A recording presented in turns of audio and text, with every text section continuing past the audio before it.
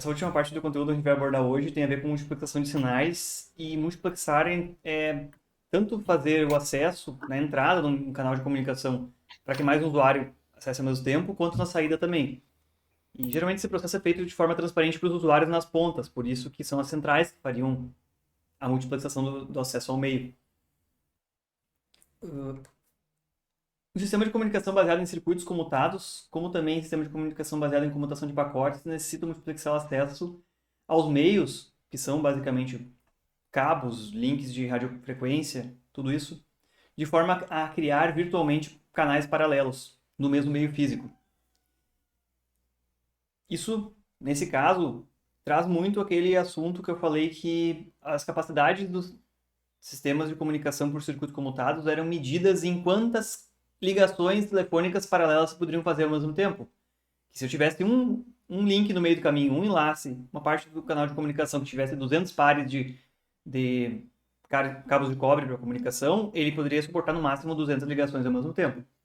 Até os anos 70, 80, os links de comunicação de dados eles eram medidos em quantidades de chamadas de áudio paralelas que se podia manter. Porque se multiplexava o acesso de entrada com todas as ligações partindo de São Paulo poderiam entrar num cabo de uma ligação transatlântica que vai para a Europa ou para a África, e do outro lado as companhias de multiplexam separam de volta as ligações e ele virtualmente permite tantas mil ligações simultâneas. Mas cresceu tanta capacidade de dados das linhas de comunicação que chegou num ponto que se começou a especificar em gigabytes por segundo ou terabytes por segundo, que são as realidades de hoje em dia, e não se identifica mais por quantas ligações telefônicas você poderia fazer ao mesmo tempo, porque afinal a principal utilização não é mais chamada telefônica, mas é tráfego de dados cru. Entre as formas de se realizar essa multiplexação, algumas delas são bem clássicas e bem fáceis de se interpretar. A principal delas é TDMA. Se alguém lembrar alguma coisa sobre telefonia, teve acho que a terceira geração começou a utilizar TDMA. Meu Deus, a tecnologia TDMA. Significa cada um tem um tempo de acesso ao canal. Todos os dispositivos comunicantes eles se combinam e usam o mesmo protocolo, de forma que eles têm slots, ou fatias do tempo, atribuídas. Então, se o meu celular e de mais 50 pessoas estiverem usando o mesmo canal de comunicação com uma estação rádio base, com uma antena próxima aqui, cada um vai poder enviar os seus dados de comunicação em um tempo pré-definido. Ele sabe quando ele vai conseguir acessar a rede. Em geral, esses tempos vão ser, inclusive, iguais, de acordo com o usuário.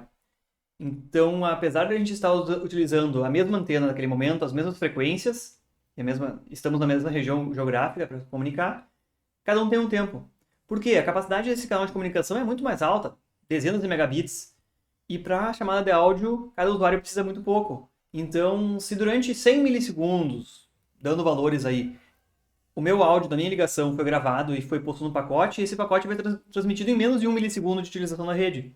Então, poderia ter 100 usuários diferentes, cada um alocando o seu slot e sabendo quando vai poder transmitir seu dado, de forma determinística, acessando a rede de uma vez. Esse é o caso de redes de telefonia para comunicação por voz mesmo, né? E redes industriais, que a gente vai ver que elas têm que ter o desempenho garantido. Eu não posso nunca pôr os pacotes numa fila que vão demorar milissegundos para serem entregues. Eles têm que ser entregues em tempos determinísticos. E o outro tipo de rede de acesso ao tempo é o nosso cabeamento da internet, nosso Wi-Fi aqui de casa. São redes de computadores que cada um acessa a rede de acordo com a sua demanda. O meu computador não está o tempo todo utilizando a internet. Eu posso ficar horas aqui sem ele usar a rede para nada. Então ele não usa os slots dele e não tem slots determinados. Cada dispositivo, quando quiser transmitir um pacote, vai simplesmente acessar o canal e transmitir, de acordo com uma política de acesso ao meio. Basicamente é o Wi-Fi, o dispositivo vai ouvir o canal, não tem ninguém transmitindo, vai lá e transmite. Ah, dois transmitiram ao mesmo tempo. Deu conflito, tenta de novo. Espera um tempo estatístico, um tempo aleatório aí, e tenta de novo. Ethernet é a mesma coisa. Internet, nossos cabos, sabiam que eles geram conflitos na comunicação? Que podem vários dispositivos transmitir ao mesmo tempo na internet, numa mesma rede, e dar conflito de pacotes e eles perderem? Aí cada um espera um pouquinho e tenta transmitir de novo. E esse espera um pouquinho, ele é baseado em estatística, um número aleatório gerado, para que não ocorra de dois dispositivos ficarem tentando retransmitir nos mesmos tempos de novo. Bom, é o que seria o mais lógico, né? Cada um acessa um pouco o canal e, se for acesso determinístico, tem tempo certo para transmitir, garantia de acesso exclusivo ao meio naquele momento. Mas também esse slot se perde um pouco, porque pode ser que eu não use o meu slot, mas está reservado para mim o tempo todo. Se perdeu, a capacidade do meu e-mail não sendo tão utilizado.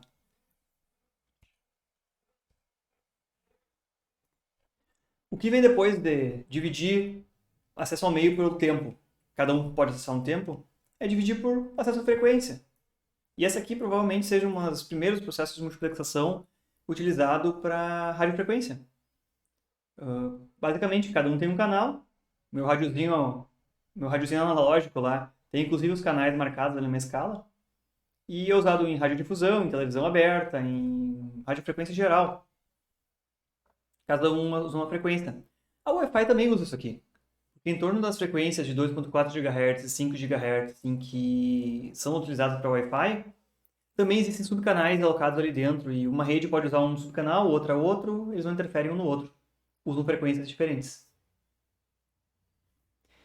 Detalhe, eu posso fatiar uma parte do espectro em vários canais pequenos, e cada canal pequeno tem uma capacidade pequena de comunicação de baixa taxa de dados. Ou eu posso pegar um canal grande e permitir uma grande faixa de frequências para ser utilizada para comunicação, só que um só vai utilizar. A capacidade de transmitir dados é muito maior nesse caso, para um canal só. Então sempre existe uma troca aí. Se nós formos olhar a rádio AM e FM, cada canal está alocado aí, em torno de uma frequência, e apesar de não utilizar toda a banda entre um canal e outro para transmissão de informação, esses canais ainda têm uma faixinha entre eles, uma banda de guarda de um lado e do outro, para que eles não gerem interferência demais um no outro. Essa necessidade dessa pequena banda entre um e outro que não é utilizada, ela não vem do princípio e fundamento de telecomunicações. Ela vem de como são implementados os amplificadores. Vocês viram lá em sinais de sistemas, ou eletrônica, alguns tipos de filtros, né? Deve ter visto vários tipos de filtro. Sim, Primeira, sim. segunda, terceira ordem. E viram que a função de transferência deles ela não é assim, ó, ganho nominal e de repente zero de ganho. Ela vai caindo, né, o ganho. Sim, tem E, um tempo de acomodação, digamos assim. no Então, espectro a gente pode chamar uma banda de roll-off, né, que o ganho do filtro sim, vai caindo, mas não cai para zero imediatamente.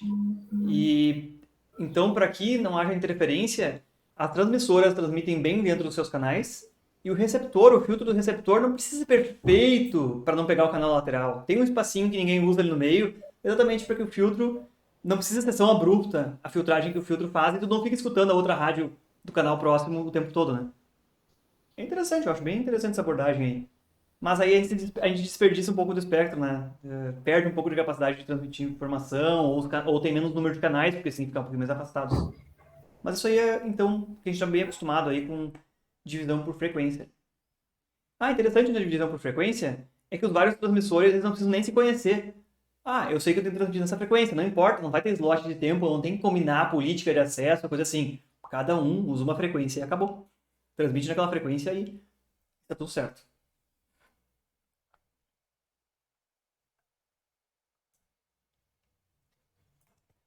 Agora entra um tipo de multiplexação que se chama por divisão em códigos e que ela é um pouquinho mais chatinha, porque a gente tem que entender matematicamente o que ela faz. Essa multiplexação por códigos, ela usa sequências de bits chamadas ortogonais. E essa multiplexação por código ela é basicamente só usada em comunicação digital. Mas, se a gente voltar a lembrar disso, existe uma geração de telefones de telefonia celular que também se chamava de CDMA. Alguém lembra disso aí? Alguém pegou um celular na mão, acho que de 2G ou 3G, chamava CDMA. Não me lembro. Lembra? Ou não? Não consegui entender. Não, não lembro. Não? Bom, se a gente buscar e a gente vai ver a rede de telefonia lá no final da disciplina, ou na disciplina de rede de comunicação também a gente vê em mais detalhes isso aí. Nas redes de telefonia existia uma rede lá que usava CDMA. O que é interessante, CDMA, todo mundo acessa e transmite ao mesmo tempo, todo mundo transmite nas mesmas frequências, não tem necessidade de vários filtros sintonizados para escolher a frequência, e todo mundo se entende e consegue ignorar os outros, consegue definir com quem eu quero ouvir de cada vez. O que é interessante. E acreditem, isso usa simplesmente uma propriedade matemática que se chama ortogonalidade, e se vocês já viram dois vetores ortogonais, eles estão a 90 graus num plano cartesiano. Qualquer exemplo depois disso aqui, a ortogonalidade fica bem abstrata. Então, geometricamente, dois vetores apontando em direções separadas, eles são ortogonais. O que mais vocês viram de álgebra? Vocês viram falar sobre dependência linear ou independência linear um do outro? Não. O que vocês viram de álgebra? Me falem sobre vetores em álgebra. O que mais vocês conversaram? Pouca coisa, acho. Muito pouca coisa. A Muito gente pouca coisa. praticamente não teve álgebra A linear. gente não tem álgebra. Não explicitamente na disciplina, né? Na disciplina. Mas, bom, existem umas características que estão assim. Se eu pegar geometricamente, num plano de duas dimensões, dois vetores que apontam 90 graus um para o outro, e eu consigo, por meio de, se eu multiplicar por uma constante K1 esse vetor aqui, e por uma constante K2 esse vetor aqui, e multiplicar eles e somar tanto K2 positivo e negativo, eu consigo sintetizar qualquer vetor nesse plano. Mas eu não consigo gerar esse vetor de baixo a partir do vetor de cima. Por qualquer constante que eu multiplicar, eu não consigo gerar ele. Então isso prova que eles são ortogonais, eles não têm, um não tem componente na direção do outro. E realmente, eles são 90 graus, né? Em 3D vale a mesma coisa. Se tiver três vetores e os três mantêm a relação de 90 graus com cada um dos outros, eu também consigo gerar, multiplicando cada um deles por constantes, gerar qualquer vetor nesse plano 3D. Só que eu não consigo gerar um através do outro porque eles não têm componente um na direção do outro. Isso geometricamente parece que faz sentido para vocês? Vocês conseguem entender o que é ortogonalidade? Um pouco. Pouco, mas vamos dizer assim, olha só. Um não interfere na direção do outro, né? Sim. E ainda que fosse três dimensões, teria um terceiro aqui saindo da tela, na direção que eu não consigo projetar em duas dimensões.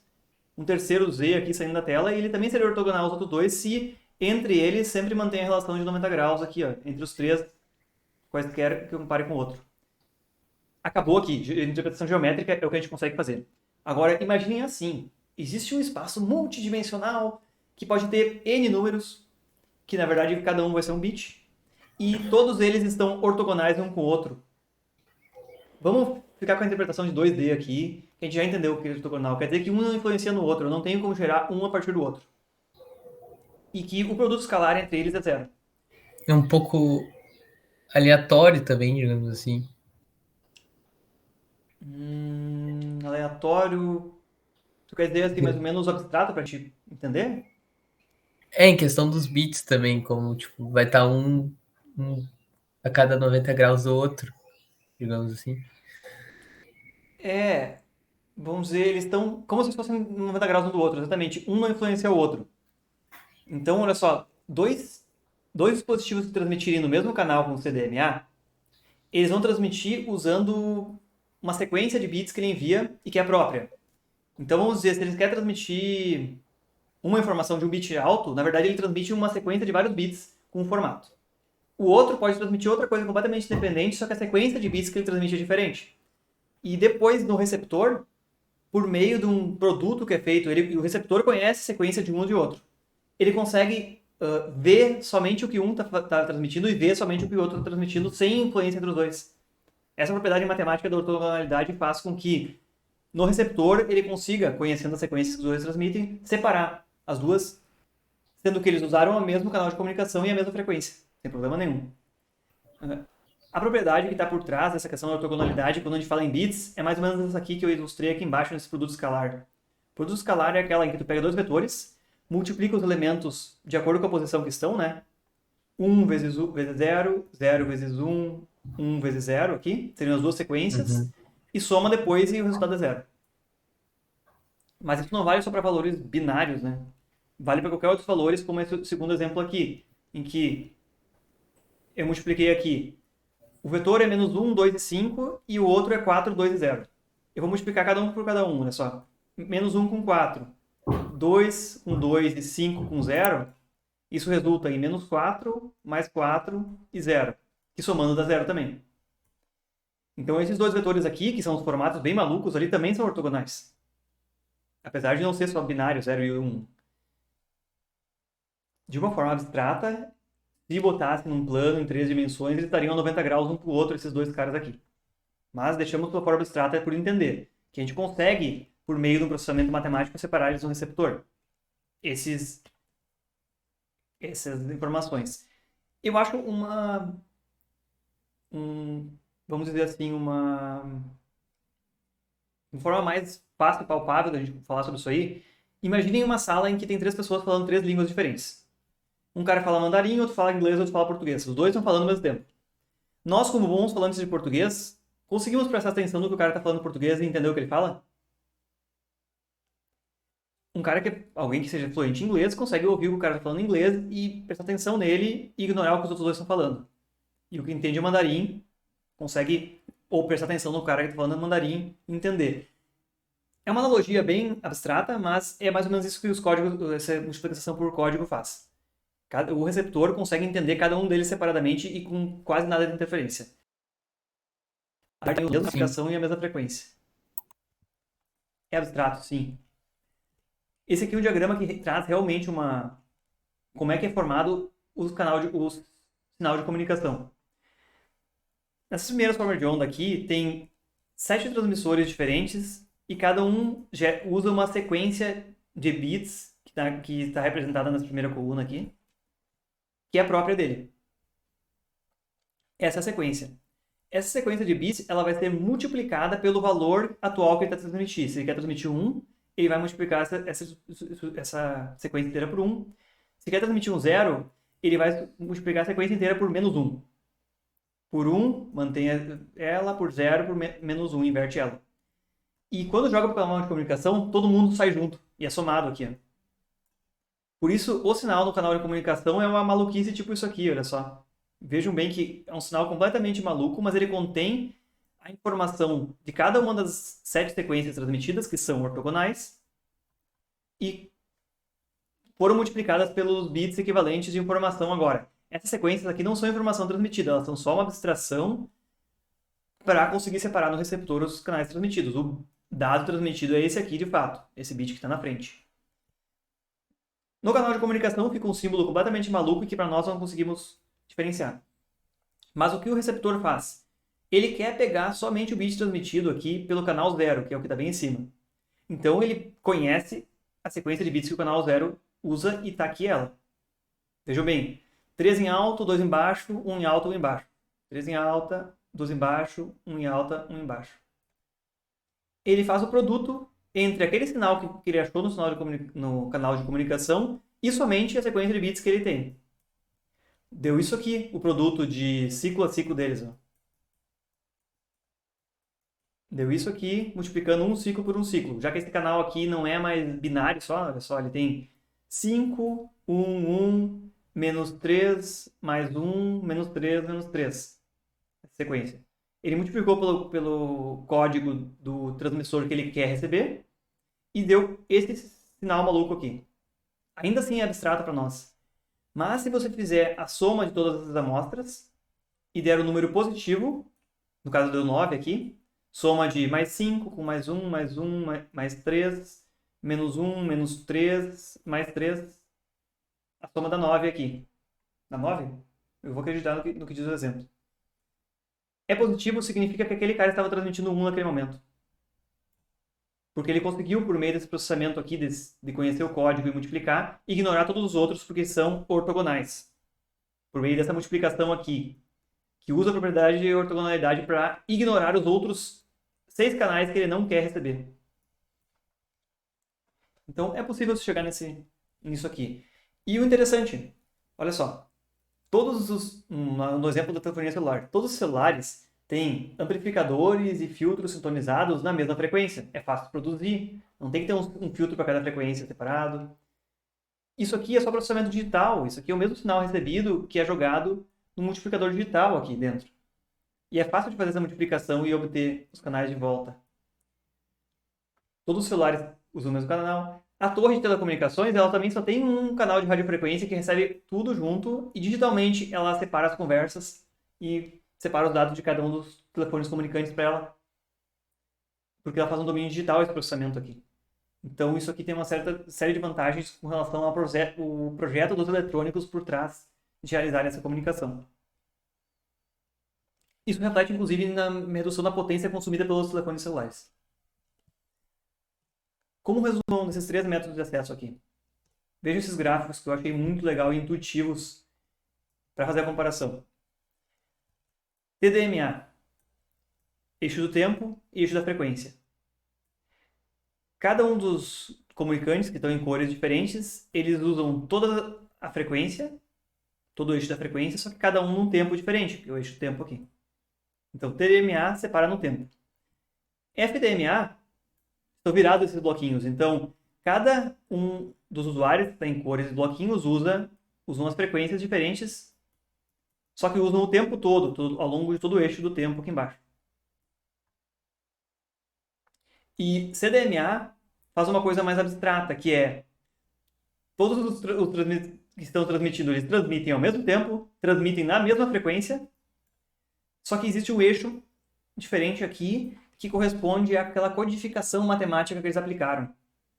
Por isso mesmo, o eixo código, cada um deles usa um código diferente, portanto, matematicamente, o receptor consegue separar qual o transmissor que ele quer ouvir de cada vez. Ou ele pode, inclusive, ouvir todos os receptores ao mesmo tempo e separar digitalmente essa informação de que cada um está transmitindo. Então, cuidado, aqui em cima mostra eixo potência e potência, não importa, porque em TDMA e FDMA eles são separados, e aqui ele mostra o eixo código, que é uma propriedade matemática que cada um dos transmissores tem diferentemente. Essas aqui são as formas de multiplexação bem clássicas e bem disponíveis por aí. Mas existe um outro tipo de multiplexação e que tem sido usada para aumentar muito a capacidade de redes Wi-Fi e redes de telefonia também mais recentemente, que não é tão clássica, que se chama multiplexação espacial.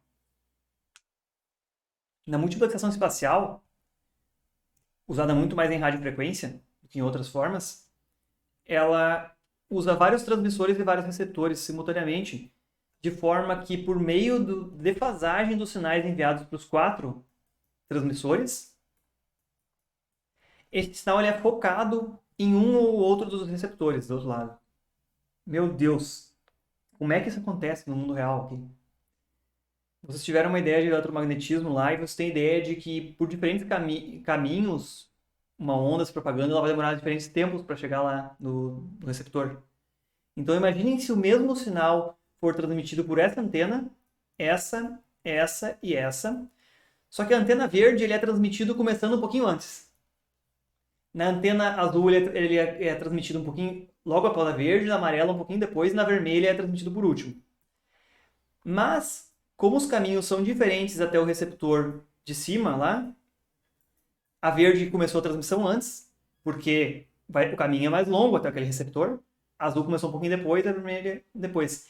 Elas vão estar focadas nesse receptor aqui. Então, um sinal que seja transmitido com diferença de fase entre os vários transmissores, mas focando para que ele chegue com maior potência no receptor 1, ele vai chegar com maior potência no receptor 1 e pelas 4 transmissoras e com interferência quase zero dos outros sinais que estão trafegando.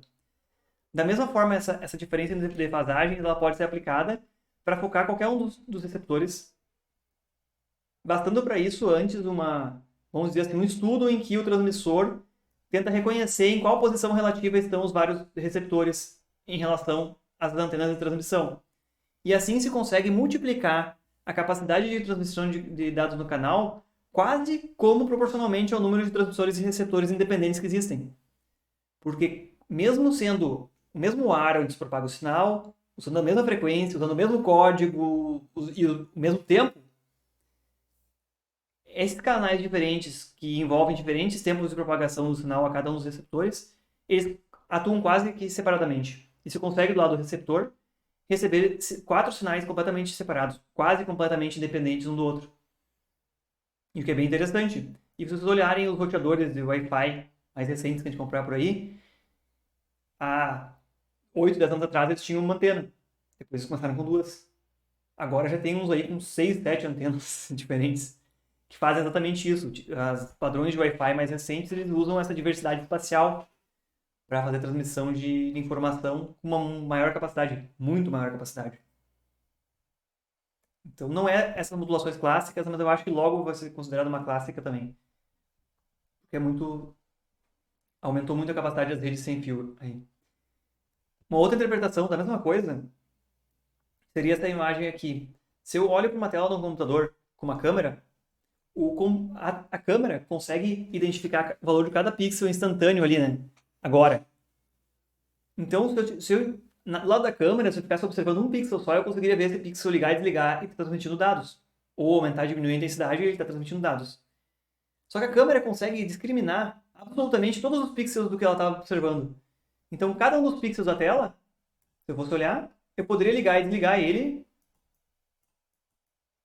usando alguma modulação, alguma codificação de dados, aumentar e diminuir a intensidade luminosa delas, desses pixels, vários pixels, milhões de pixels que a gente tem aqui simultaneamente, ou centenas de milhares. E uma câmera conseguiria discernir, separar entre as informações transmitidas por cada um desses pixels. Seria também uma espécie de multiplexação espacial. Porque, afinal, o transmissor, como vamos dizer, uma antena seria toda a tela do computador aqui, e a câmera seria um receptor com múltiplos canais, que consegue ver múltiplos pixels separadamente no tempo. É a mesma relação de, espacialmente, o meu receptor vê que os vários transmissores estão em locais diferentes, e especialmente ele consegue separar e ver como canais de comunicação separados um do outro.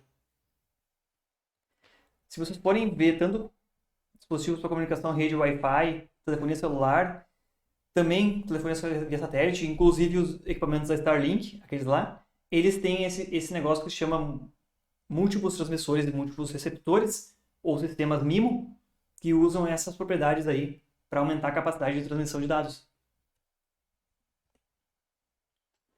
E essa aqui é a última forma de multiplexação que a gente vai ver na aula de hoje.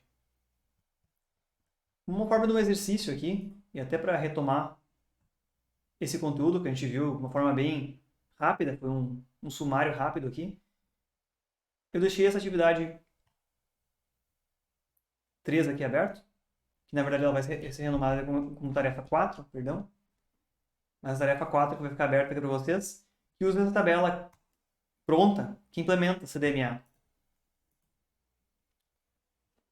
Na tabela 4 eu pego exatamente aqueles valores do exemplo que foi dado ali como CDMA, aqueles pulsos ligado ou desligado, e se faz todo o processamento lá dentro dela. Sendo que a gente pode alterar o bit transmitido. Eu vou puxar a tabela para minha tela agora. A gente pode modificar o bit transmitido e a gente consegue visualizar aqui qual o sinal resultante no canal. De forma que é bem não intuitiva. Eu vou mudar um bit transmitido aqui e vai mudar bastante o sinal resultante no canal. Mas do lado do receptor, se eu for olhar aqui, basta eu escolher qual canal que eu estou transmitindo, canal 1, por exemplo, ele vai copiar para cá a sequência do código que o canal 1 usa e vai fazer aquela operação do produto entre o sinal recebido e a minha sequência de bits que eu escolhi, vai fazer a soma daquele valor e vai dizer qual foi o bit que foi transmitido, mas isso aqui é o receptor dizendo, através do processamento matemático, que ele acha que aquele transmissor transmitiu o bit menos 1. Vamos mudar uma coisa aqui, deixa eu botar o canal 0, manter o canal 0, ele diz que está transmitindo o bit menos 1. De fato está transmitindo menos 1. Vamos transmitir o 0 aqui, ele mudou completamente a formatação, desculpe, não é 0, é 1 ou menos 1. Mudou o formato do sinal no domínio do tempo que foi transmitido, ainda é bem abstrato. A sequência de bits que o canal 0 usa é essa, o produto das amostras tomadas no canal vezes a sequência de bits é esse, a soma dos produtos, e ele diz no final, então a decisão é que o bit transmitido é 1. E a gente pode fazer isso em relação a qualquer um dos canais. Basta a gente botar aqui a sequência de códigos que um determinado canal usa, aqui, a sequência de bits do código que um determinado canal usa, que seria esse ou esse, qualquer um dos 6 canais. O sinal resultante é o produto do bit vezes o código daquele canal, e somando-se todos os canais transmitidos simultaneamente, dá esse sinal aqui, que está representado no gráfico aqui embaixo. Por fim, essa parte da tabela, a partir da coluna AA aqui, ela só faz o processo inverso, que é a decodificação e separação de um canal de cada vez.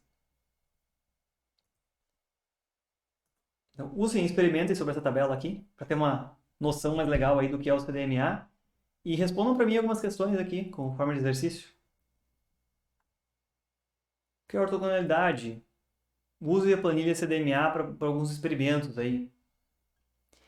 E lá no final eu deixo uma coisa mais voltada para eletrônica, que é vejam a folha de dados de um decodificador e codificador também, família de codificador e decodificador de dados, que tem uma página mostrando como é que é o sinal dele. E aí me respondam aí que tipo de multiplexação é usada para transmitir os dados para diferentes endereços nesses transmissores aqui, esses codificadores e decodificadores de dados. Tem duas interpretações. Posso até aceitar como corretas duas, mas façam esse exercício aqui sobre multiplexação e multiplexação de acesso ao meio. Bem legal que esses tipos de multiplexador e demultiplexador, eles são muito usados em controle remoto de carrinho de controle remoto. É um dispositivo baratinho, bota o chipzinho ali, liga no módulozinho de radiofrequência aqui no transmissor e sucesso, o carrinho está funcionando. Bem interessante aí. Transmite dados de 4 canais digitais paralelos no mesmo meio. Ele faz a codificação e decodificação automática. Você consegue endereçar para que vá para um receptor ou para outro receptor. Bem interessante essa abordagem que esse codificador e decodificador de dados fazem. Bueno, ficamos por aqui.